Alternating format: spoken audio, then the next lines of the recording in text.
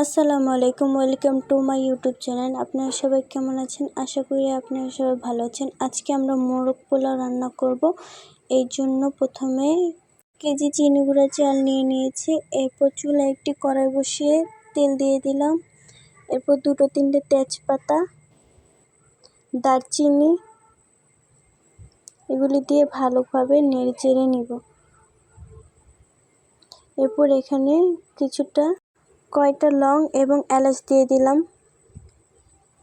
এরপর কিছুটা জিরা দিয়ে ভালোভাবে ভেজে নিব। এরপর এখানে পেঁয়াজ কুচি দিব। পেঁয়াজ কুচি দিয়েও ভালোভাবে নেড়ে চেড়ে নিব। পেঁয়াজটাকে ভালোভাবে বাদামি কালার করে ভেজে নিব। এরপর এখানে মেজারমেন্ট একটা কাপ নিয়ে পরিমাণ মতন পানি দিয়ে দিলাম।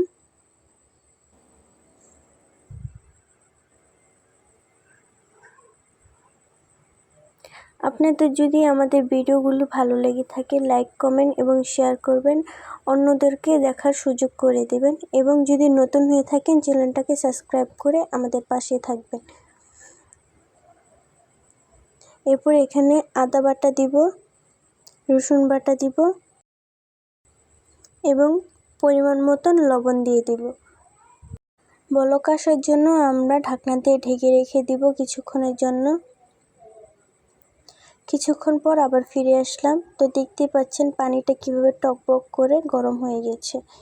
এরপর সেই চালগুলো ধুয়ে রেখেছিলাম দিয়ে দিব। এই চালগুলো কিন্তু আমরা ভাজি নেই, এটা হলো পুরোটা অন্যরকমভাবে আমরা মোরগ পোলাওটা রান্না করেছি। আপনারা চাইলে এভাবেও রান্না করতে পারেন এবং ভেজেও রান্না করতে পারেন। এভাবে রান্না করলে হয় কি, চালটা বেশি ভাঙেও না, কোনো কিছুই হয় না। আপনারা চাইলে এভাবেও রান্না করতে পারেন, ওইভাবেও রান্না করতে পারেন। এরপর আবার কিছুক্ষণের জন্য ঢেকে রেখে দিলাম। কিছুক্ষণ পর আবার ফিরে আসলাম। তো দেখতে পাচ্ছেন অনেকটা আমাদের চাল সিদ্ধ হয়ে এসেছে।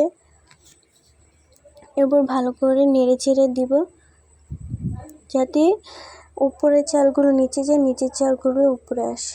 এরপর আবার কিছুক্ষণের জন্য ঢেকে রেখে দেব। তো কিছুক্ষণ পর আবার ফিরে এসে আমরা এখানে কিছু কাঁচামরিচ অ্যাড করলাম। এরপর আবার কিছুক্ষণের জন্য ঢেকে রেখে দিলাম। কিছুক্ষণ পর ফিরে এসে দেখলাম আমাদের মোরগ পোলাওটা একদম রেডি। পোলাওটাকে ভালো করে নেড়ে চেড়ে দেখাচ্ছি কতটা ঝরঝরে হয়েছে। আপনারা চাইলে এভাবে বাসায় রান্না করতে পারেন, শুধু পোলাওটাও। এরপর এখানে কিছু বেরেস্তা অ্যাড করব, জানি দেখতে সুন্দর বা খেতে মজা লাগে। এরপর চলুন দেখে আসি আমরা কিভাবে মোরগটা রান্না করি। মোরগ পোলাও রান্না করার জন্য মোরগের সাথে এইসব মশলা দিতে হবে, যেমন দারচিনি, জয়িত্রী, জয়ফল, এলাচ, বড় এলাচ, ছোট এলাচ, জিরা, এগুলো সব দিতে হবে আর কিছুটা বাদাম। এগুলো সবগুলোকে আমরা পাতার সাহায্যে বেটে নেব। আপনারা চাইলে ব্লেন্ডারের সাহায্যেও বেটে নিতে পারেন। তো পাটায় যেই সব জিনিস বাটা হয় সেই সব জিনিসের স্বাদ কিন্তু অন্যরকম হয়, খুব মজা এবং সুস্বাদু হয়। তো আমরা এরকম টাইপের কয়েকটা মোরগ নিয়ে নিলাম, বুক এবং রানের পাশগুলি নিয়ে নিয়েছি। এরপর এখানে আমরা কিছুটা লবণ দিয়ে দিব। লবণ দিয়ে ভালো করে মেখে নিব।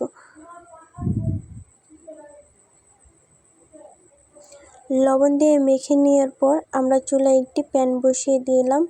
এরপর তেলটা গরম হয়ে আসলে আমরা একে একে মোরগের পিসগুলি দিয়ে দেব।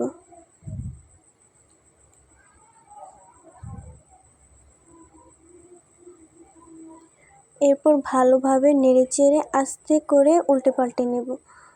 অত গাঢ় করেও ভাজবো না, অত হালকা করেও ভাজবো না, একটু মিডিয়াম করে ভেজে নেব আমরা।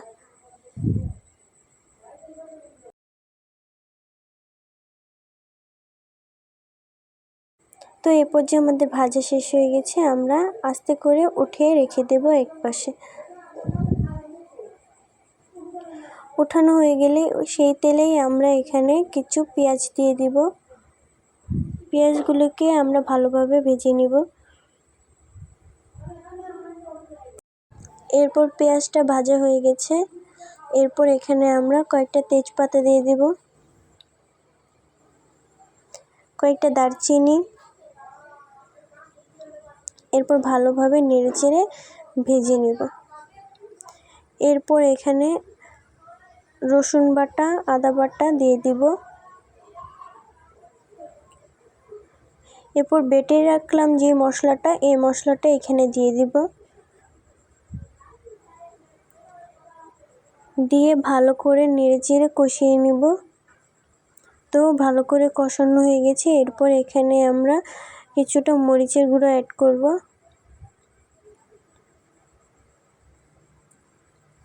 এবং ধনিয়ার গুঁড়ো অ্যাড করব।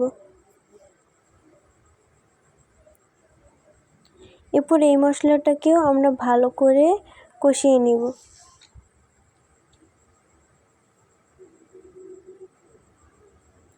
ভিডিওটা কিন্তু খুব লং হয়ে গেছে, আপনারা কিন্তু ধৈর্য সহকারে আমাদের ভিডিওটা দেখবেন। এরপর এখানে কিছুটা পানি অ্যাড করে আবার ভালো করে কষিয়ে নেব। এরপর এখানে পরিমাণ মতন বা স্বাদ মতন লবণ দিয়ে দিব। এরপর ভালো করে নেড়েচেড়ে আবার কষিয়ে নিব। এরপর এখানে বাদাম বাটাটা দিয়ে দিব। বাদাম বাটাটা দিয়েও আমরা একইভাবে ভালো করে নেড়েচেড়ে নেব।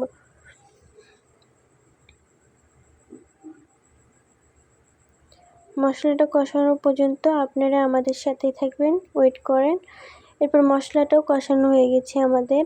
মশলাটা কষানো হয়ে গেছে। এরপর আমরা একে একে মোরগের পিসগুলো দিয়ে দিব। এরপর ভালো করে নেড়েচেড়ে নেব মশলাটার সাথে, জানি মোরগের পিসগুলো লেগে যায়।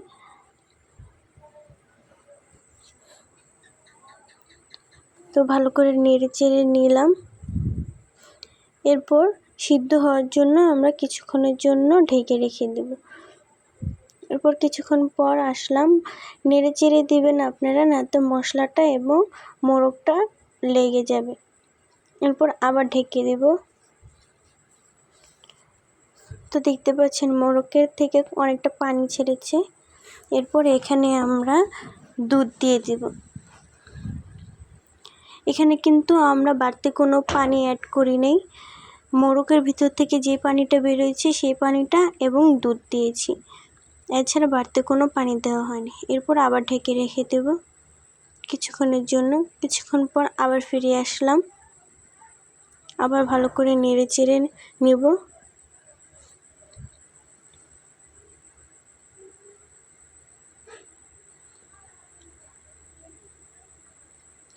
এরপর এখানে স্বাদের জন্য আমরা কিছুটা চিনি অ্যাড করব এবং 3-4টা কাঁচামরিচ দিয়ে দেব। দিয়ে ভালো করে নেড়েচেড়ে নেব। কিছুক্ষণের জন্য আবার ঢেকে রেখে দেব। তো কিছুক্ষণ পর আবার ফিরে আসলাম। তো দেখতে পাচ্ছেন আমাদের মোরগটা কিন্তু অলরেডি রান্না শেষ, পুরোটাই রান্না শেষ। আপনি চাইলে কিন্তু এভাবে মোরগটা এবং পোলাওটা আলাদা আলাদা করে রান্না করে খেতে পারেন। তো পরিবেশন করে আপনাদেরকে দেখাচ্ছি কতটা ইয়ামি এবং সুস্বাদু লাগছে।